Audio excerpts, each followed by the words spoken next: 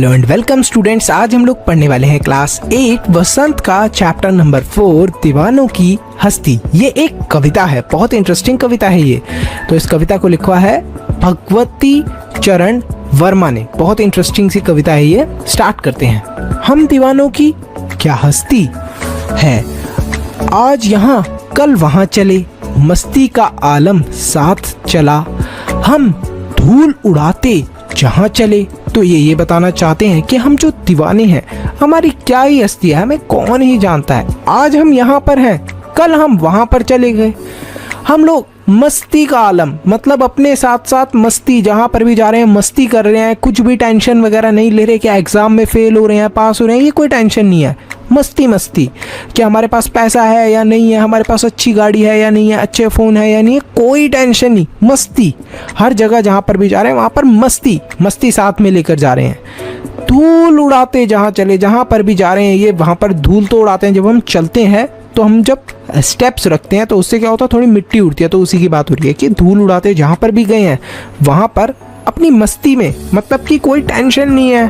और हम जो मतलब कि हम जो दीवाने हैं, हमारी क्या ही हस्तियां हैं, हमें मतलब कौन ही जानता है, ये बताना चाहते हैं हमें कवि। नेक्स्ट टेंस के अंदर आए बनकर उल्लास अभी, आंसू बनकर बह चले अभी, सब कहते ही रह गए, अरे तुम कैसे आए कहाँ चले। तो यहाँ पर ये बताते हैं कि तुरंत खुशी की तरह आते हैं और आंसू की तरह बहकर निकल जाते हैं अभी अभी। तो सब लोग ये कहते रहते हैं, अरे अरे भाई तुम कैसे आए और तुम कहाँ चले। अब आए तो तुम कैसे थे और अब तुम कहाँ जा रहे हो, जल्दी बताओ कहाँ जा रहे हो। तो मस्ती की तरह ये आते हैं और एकदम से चले जाते हैं। किस ओर चले ये मत पूछो, चलना है बस इसलिए चले, जग से उनका कुछ लिए चले, जग को अपना कुछ दिए चले। तो वो यहाँ पर ये बताते हैं कि मैं कहाँ पर जा रहा हूँ, ये चीज़ मुझसे बिल्कुल भी मत पूछो, बस चलना है इसलिए चल पड़े। अब जग मतलब कि पूरी दुनिया को या तो कुछ उससे ले लिया या फिर उसको कुछ अपना दे दिया। तो यहाँ पर यही बताते हैं कवि। नेक्स्ट टेंस के अंदर वो क्या बताते हैं,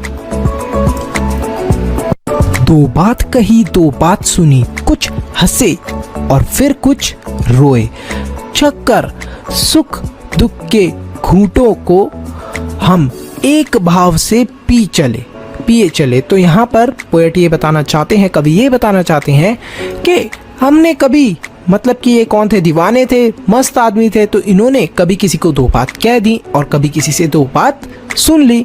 कुछ बातों को जब इन्होंने सुना तो कुछ बातों को सुन के इन्हें हंसी आई, खुश हुए, और कुछ बातों को सुनकर ये रो भी गए।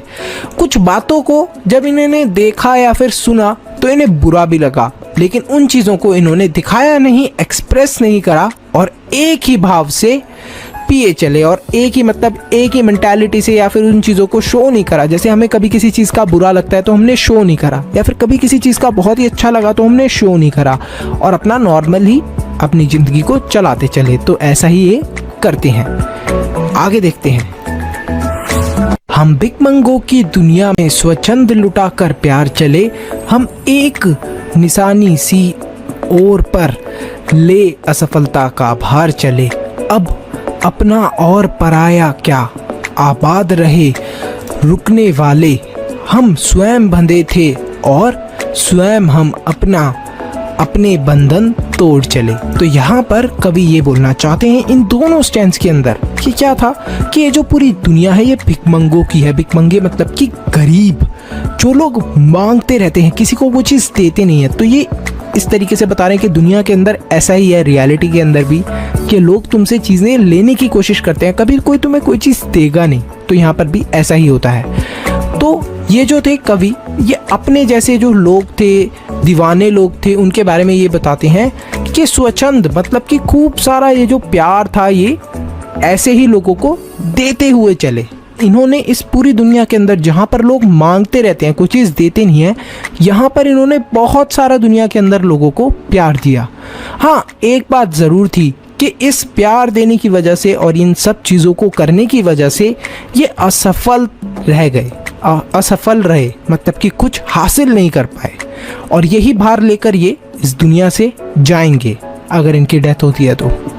अब अपना और पराया क्या, और अब ये यही बोलते हैं कि अब अपना या फिर मेरी क्या चीज़ है या फिर पराया क्या, मतलब किसी और की क्या चीज़ है, इस चीज़ के अंदर उन्होंने डिफरेंस नहीं करा। ठीक है, आबाद रहे रुकने वाले, हम स्वयं बंधे थे और स्वयं हम अपने बंधन तोड़ चले। तो वो यही बोलते हैं कि जो भी पर्सन है, जैसे कोई भी पर्सन है जो अपनी लाइफ के अंदर सक्सेसफुल हुआ, बहुत अच्छी बात है, लेकिन जो भी चीज़ें हमने करी, ठीक है हमने करी, हमारा डिसीजन था ये सारी चीज़ें करने का, हम खुद ही बंधे हुए थे और अब हम खुद ही अपना जो ये बंधन था, अपनी जो ये रुकावटें थी, इन्हें तोड़कर आगे की तरफ चल रहे हैं। तो इस बेसिकली इस पोएम के अंदर यही बताया है कि कैसे एक दीवाना, जो एक पर्सन है जो कि किसी भी चीज़ की केयर नहीं कर रहा, केयरलेस है, सारी चीज़ें कर रहा है अपनी ज़िंदगी के अंदर और सब लोगों को खुशियाँ बांटता फिर रहा है, किसी से दो बात कह रहा है, किसी की दो बात सुन रहा है, कभी उन बातों को एक्सप्रेस कर रहा है, मतलब अपने चेहरे पर दिखा रहा है, या फिर कभी